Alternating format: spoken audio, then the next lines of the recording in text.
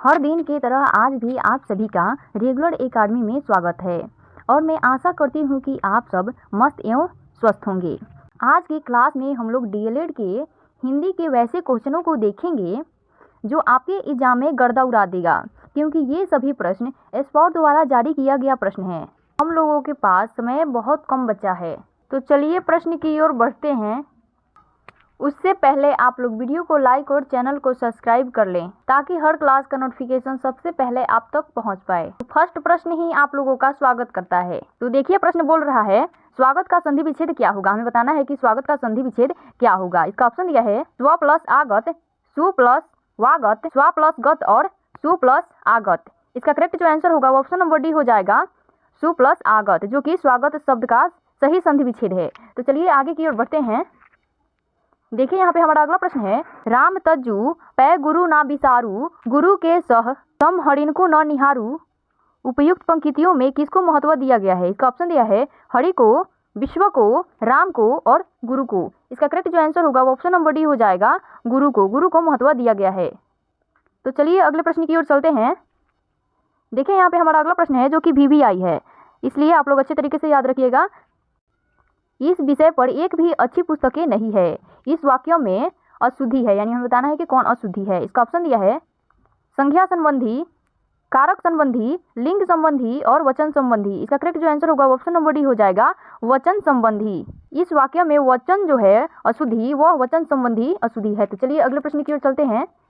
देखिए यहाँ पे हमारा अगला प्रश्न है, किसी बात को अत्यधिक बढ़ाकर कहना वाक्य के लिए सही शब्द क्या है। इसका ऑप्शन दिया है अतुलनीय, अवर्णनीय, अतिशयोक्ति और अनुमोदन। इसका करेक्ट जो आंसर होगा वो ऑप्शन नंबर सी हो जाएगा, अतिशयोक्ति। किसी बात को अत्यधिक बढ़ाकर कहना वाक्य के लिए सही जो शब्द है वो अतिशयोक्ति होगा। और ये प्रश्न बिहार डीएलएड इंट्रेंस एग्जाम 2020 में पूछा गया प्रश्न है। तो चलिए आगे की ओर बढ़ते हैं। देखिए यहाँ पे हमारा अगला प्रश्न है, रामचंद्र शुक्ल द्वारा रचित कविता की परख निबंध का मूल भाव क्या है। इसका ऑप्शन दिया है कविता की समस्या, कविता का अर्थ बताना, कविता का मूल्यांकन करना और कविता का गायन। इसका करेक्ट जो आंसर होगा वो ऑप्शन नंबर सी हो जाएगा, कविता का मूल्यांकन करना। रामचंद्र शुक्ल द्वारा रचित कविता परख निबंध का मूल भाव जो है वो कविता का मूल्यांकन करना ही है। और ये प्रश्न बिहार सिविल कोर्ट परीक्षा में 2 बार पूछा जा चुका है। चलिए नेक्स्ट प्रश्न की ओर बढ़ते हैं। देखिए यहाँ पे हमारा अगला प्रश्न दिया हुआ है, मीराबाई का जन्म हुआ था। हमें बताना है कि मीराबाई जो थी उनका जन्म कहाँ पे हुआ था। इसका ऑप्शन दिया है राजस्थान में, मध्य प्रदेश में, उत्तर प्रदेश में और पंजाब में। इसका सही आंसर जो होगा वो ऑप्शन नंबर ए हो जाएगा, राजस्थान में। मीराबाई का जन्म राजस्थान में हुआ था। और ये भी प्रश्न VVI प्रश्न है, इसे भी आप लोग नोटबुक में नोट कर लीजिएगा। तो चलिए आगे की ओर बढ़ते हैं। देखिए यहाँ पे हमारा अगला प्रश्न दिया हुआ है, चांद का मुंह टेढ़ा है, कृति के लेखक कौन है। इसका ऑप्शन दिया है मुक्तिबोध, केदारनाथ सिंह, रघुवीर सहाय और शमशेर बहादुर सिंह। इसका करेक्ट जो आंसर होगा वो ऑप्शन नंबर ए हो जाएगा, मुक्तिबोध। चांद का मुंह टेढ़ा है, इस कृति के लेखक मुक्तिबोध हैं। तो चलिए अगले प्रश्न की ओर चलते हैं। तो देखिए यहाँ पे हमारा अगला प्रश्न दिया हुआ है, पौ बाड़ा होना मुहावरा का सही अर्थ क्या होगा। इसका हमें आंसर बताना है। इसका ऑप्शन दिया है उपद्रव करना, 12 बजने से पहले का समय, सभी तरह की सुख सुविधाओं का होना और पलायन करना। इसका करेक्ट जो आंसर होगा वो ऑप्शन नंबर सी हो जाएगा, सभी तरह की सुख सुविधाओं का होना। पौ बाड़ा होना मुहावरे का सही अर्थ जो होगा वो सभी तरह की सुख सुविधाओं का होना ही होगा। तो चलिए अगले प्रश्न की ओर चलते हैं।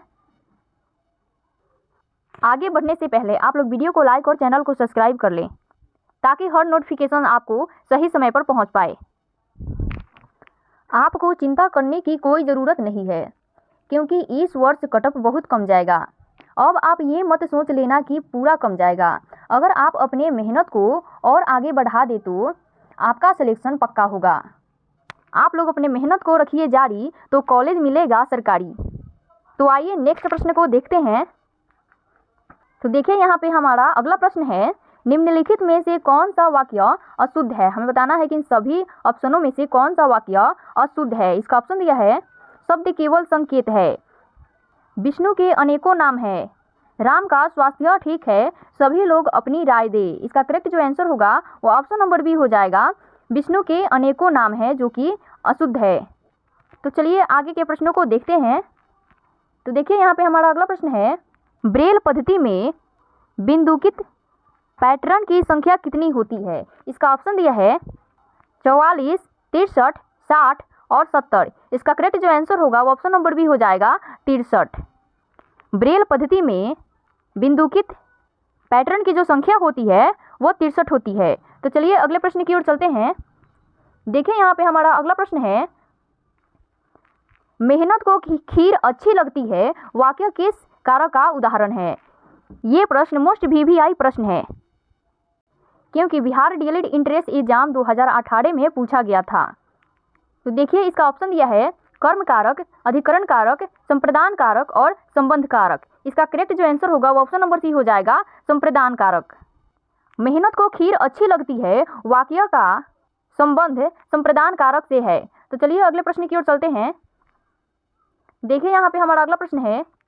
तो देखिए यहाँ पे हमारा प्रश्न है अगला, क्राइम के लिए सही परिभाषिक शब्द क्या होगा? यानी कि अपराध के लिए सही परिभाषिक शब्द क्या होगा? इसका ऑप्शन दिया है अभियोग, चोरी करना, खून कर देना और अपराध।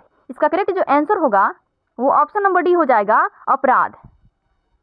क्राइम के लिए सही परिभाषिक शब्द जो होगा वो अपराध होगा। अंग्रेजी में क्राइम कहते हैं और हिंदी में अपराध कहते हैं। तो चलिए नेक्स्ट प्रश्न की ओर चलते हैं। देखिए यहाँ पे हमारा अगला प्रश्न है, निम्नलिखित में से कौन सा संत भक्ति के निर्गुण एवं सगुण रूपों में आस्था रखते हैं? इसका ऑप्शन दिया है कबीरदास, रामानंद, दादू दयाल और गुरु नानक। इसका सही जो आंसर होगा वो ऑप्शन नंबर बी हो जाएगा रामानंद। और ये भी मोस्ट वीवीआई प्रश्न है, इसे भी आप लोग नोटबुक में नोट कर लीजिएगा। तो चलिए आगे के प्रश्नों की ओर बढ़ते हैं। देखिए यहाँ पे हमारा अगला प्रश्न है, निम्नलिखित शब्दों में से कौन सा शब्द क्रिया विशेषण है? हमें बताना है कि इन सभी ऑप्शनों में से कौन सा शब्द क्रिया विशेषण होगा। इसका ऑप्शन दिया है आहार, सूर्योदय, नीला और धीरे धीरे। इसका करेक्ट जो आंसर होगा वो ऑप्शन नंबर डी हो जाएगा धीरे धीरे। धीरे धीरे जो शब्द है वो क्रिया विशेषण शब्द है, आप लोग याद रखिएगा। तो चलिए आगे की ओर बढ़ते हैं। तो देखिए यहाँ पे हमारा अगला प्रश्न है, भगीरथ प्रयास मुहावरे के लिए उचित चयन कीजिए। इसका ऑप्शन दिया है लगातार प्रत्ययन करते रहना, असाधारण प्रयास, साधारण प्रयास और कठिन तपस्या करना। इसका जो सही आंसर होगा वो ऑप्शन नंबर डी हो जाएगा कठिन तपस्या करना। भगीरथ प्रयास मुहावरे के लिए उचित शब्द कठिन तपस्या करना होगा। आप लोग जानते होंगे कि भागीरथ ने कठिन तपस्या करके गंगा माता को धरती पर बुलाए थे।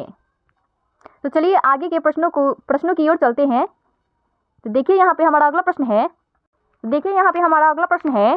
चाचा संज्ञा से विशेषण शब्द कौन सा बनेगा? इसका ऑप्शन दिया है चाची, चचेरा, चारा और चाचा का। इसका सही जो आंसर होगा वो ऑप्शन नंबर बी हो जाएगा चचेरा। चाचा संज्ञा से विशेषण शब्द जो है वो चचेरा बनेगा। नेक्स्ट प्रश्न की ओर चलने से पहले आप लोग वीडियो को लाइक और चैनल को सब्सक्राइब अभी तक नहीं किए हैं तो प्लीज़ आप लोग वीडियो को लाइक और चैनल को सब्सक्राइब अभी फटाफट कर लीजिए ताकि हर क्लास का अपडेट आपको सही समय पर मिल पाए। आपको अपने कामयाबी का चिंता होना चाहिए। आप लोग अपने आप पर विश्वास पूरा रखिए और कामयाबी के रास्ते पर चलिए। आपको सरकारी सीट दिलाने में हमारा रेगुलर एकेडमी टीम आपके साथ मजबूती के साथ खड़ा है, इसलिए आप लोग चैनल को सब्सक्राइब कर लीजिए। तो चलिए अगले प्रश्न की ओर चलते हैं। देखिए यहाँ पे हमारा अगला प्रश्न है, निम्नलिखित में से कौन सा कवि छायावादी युग के हैं? इसका ऑप्शन दिया है मैथिली शरण गुप्त, सूर्यकांत त्रिपाठी निराला, नागार्जुन और जायसी। इसका करेक्ट जो आंसर होगा वो ऑप्शन नंबर बी हो जाएगा सूर्यकांत त्रिपाठी निराला। सूर्यकांत त्रिपाठी निराला छाया युग के कवि हैं।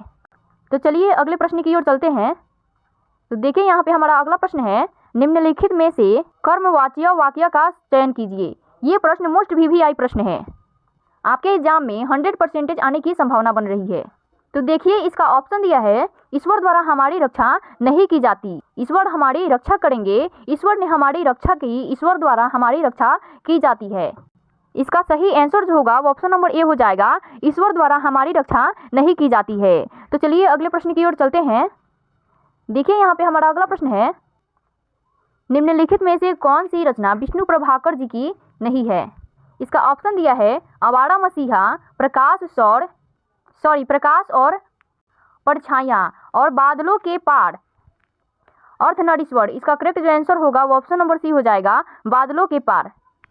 आवारा मसीहा, प्रकाश और परछाई और अर्धनारीश्वर जो है वो विष्णु प्रभाकर जी की रचना है, और ये ऑप्शन नंबर सी में जो दिया है बादलों के पार, ये उनका नहीं है। तो चलिए अगले प्रश्न की ओर चलते हैं। बादल का तत्सम शब्द क्या होगा? इसका ऑप्शन दिया है वारिद, घन, मेघ और वाष्प। इसका करेक्ट जो आंसर होगा वो ऑप्शन नंबर ए हो जाएगा, वारिद। बादल का तत्सम शब्द वारिद होगा। तो चलिए अगले प्रश्न की ओर चलते हैं। इस गन्ने में मिठास नहीं है, इस वाक्य में भाववाचक संज्ञा क्या होगा? इसका ऑप्शन दिया है इस, गन्ने, नहीं और मिठास। इसका करेक्ट जो आंसर होगा वो ऑप्शन नंबर डी हो जाएगा, मिठास, जो कि भाववाचक संज्ञा है क्योंकि इसे हम सिर्फ महसूस कर सकते हैं, छू नहीं सकते हैं। जिसे छुआ नहीं जाता है उसे भाववाचक संज्ञा कहा जाता है, इसलिए इसका correct answer option number D हो जाएगा, मिठास। तो चलिए अगले प्रश्न की ओर चलते हैं। निम्नलिखित में से कौन सी रचना घनांदन का नहीं है? इसका ऑप्शन दिया है जान हित, इश्कलता, रस पीयूष निधि और वियोग बेली। इसका करेक्ट जो आंसर होगा वो ऑप्शन नंबर सी हो जाएगा, रस पीयूष निधि। रस पीयूष निधि घनांदन की रचना नहीं है और ये बाकी तीनों घनांदन की रचना है। ये प्रश्न मोस्ट वीवीआई प्रश्न है, इसे आप लोग नोटबुक में नोट कर लीजिएगा। तो चलिए अगले प्रश्न की ओर चलते हैं। महोत्सव का अर्थ क्या होगा? इसका ऑप्शन दिया है महिला वाला उत्सव, महान है जो उत्सव, माह का उत्सव और इनमें से कोई नहीं। इसका करेक्ट जो आंसर होगा ऑप्शन नंबर ए हो जाएगा, महिला वाला उत्सव, जो कि महोत्सव का अर्थ है। तो चलिए अगले प्रश्न की ओर चलते हैं। आप कौन सा सर्वनाम है? हमें बताना है कि आप जो है वो कौन सा सर्वनाम है। इसका ऑप्शन दिया है पुरुषवाचक सर्वनाम, निश्चयवाचक सर्वनाम, संबंधवाचक सर्वनाम और निजवाचक सर्वनाम। इसका correct answer option number D हो जाएगा, निजवाचक सर्वनाम। आप जो है वो निजवाचक सर्वनाम है, आप लोग इसे अच्छे तरीके से याद रखिएगा, ये भी वीवीआई प्रश्न है। तो चलिए अगले प्रश्न की ओर चलते हैं। कंठिया से निकलने वाली ध्वनि कौन है? इसका ऑप्शन दिया है क ख ग ठ ठ ढ च छ ज झ और त थ द ध दिया है। इसका सही आंसर ऑप्शन नंबर ए हो जाएगा, क ख ग जो है वो कंठिया से बोला जाता है। तो चलिए अगले प्रश्न की ओर चलते हैं। इनमें से कौन समूहवाचक संज्ञा नहीं है? हमें बताना है कि इन सभी में से कौन समूहवाचक संज्ञा नहीं है। इसका ऑप्शन दिया है वर्ग, सेना, सभा और झरना। इसका करेक्ट जो आंसर होगा वो ऑप्शन नंबर डी हो जाएगा, झरना। समूहवाचक का मतलब होता है कि जहाँ पे ढेर लोग इकट्ठे हो। वर्ग में भी बहुत सारे आदमी रहते हैं, सेना में भी रहते हैं और सभा में भी रहते हैं, झरना में बहुत सारे आदमी नहीं रहते हैं, इसलिए इसका आंसर जो होगा वो ऑप्शन नंबर डी हो जाएगा, झरना, जो कि समूहवाचक संख्या बिल्कुल भी नहीं है। तो चलिए अगले प्रश्न की ओर चलते हैं। देखिए यहाँ पे प्रश्न है, तोपची में कौन सा प्रत्यय है? हमें बताना है कि तोपची जो शब्द है उसमें कौन प्रत्यय होगा। इसका ऑप्शन दिया है ची, अनची, त और पाची। इसका करेक्ट जो आंसर होगा वो ऑप्शन नंबर ए हो जाएगा, ची। तोपची में जो प्रत्यय होगा वो ची हो जाएगा। किसी शब्द के लास्ट में आकर उसे शब्द में ही परिवर्तन कर देता है, उसे ही हम प्रत्यय बोलते हैं।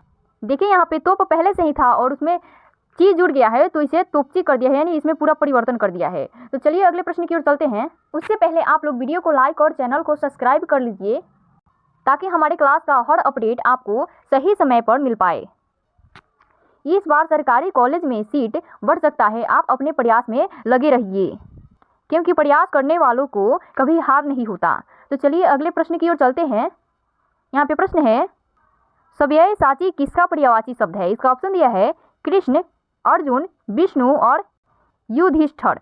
इसका correct answer option number B हो जाएगा, अर्जुन। सव्यसाची शब्द का पर्यायवाची जो होगा वो अर्जुन होगा। ये मोस्ट वीवीआई प्रश्न है, आप लोग इसे अच्छे तरीके से याद रखिएगा। तो चलिए अगले प्रश्न की ओर चलते हैं। देखिए यहाँ पे हमारा अगला प्रश्न है, आहान का विपरीतार्थक शब्द क्या होगा? यानी हमें बताना है कि आहान जो शब्द है उसका विलोम शब्द क्या होगा। इसका ऑप्शन दिया है अनुरक्त, अनासित, तिरोभाव और विसर्जन। इसका करेक्ट जो आंसर होगा वो ऑप्शन नंबर डी हो जाएगा, विसर्जन, जो कि आहान शब्द का विलोम शब्द है, यानी कि उल्टा है। आहान शब्द का विलोम विसर्जन यानी उल्टा है। तो चलिए अगले प्रश्न की ओर चलते हैं, जो कि वीडियो का लास्ट प्रश्न है। देखते हैं कि क्या कह रहा है। तो प्रश्न है, व्याकुल शब्द का संधि विच्छेद क्या होगा? हमें बताना है कि व्याकुल जो शब्द है उसका सही संधि विच्छेद क्या होगा। इसका ऑप्शन दिया है व्या प्लस कुल, बी प्लस आकुल, बी प्लस कुल और इनमें से कोई नहीं। इसका करेक्ट जो आंसर होगा वो ऑप्शन नंबर बी हो जाएगा, बी प्लस आकुल, जो कि व्याकुल शब्द का सही संधि विच्छेद है। तो आज की क्लास में इतना ही, फिर मिलते हैं अगले क्लास में बिहार डीएलएड के मोस्ट वीवीआई प्रश्नों के साथ। जय हिंद।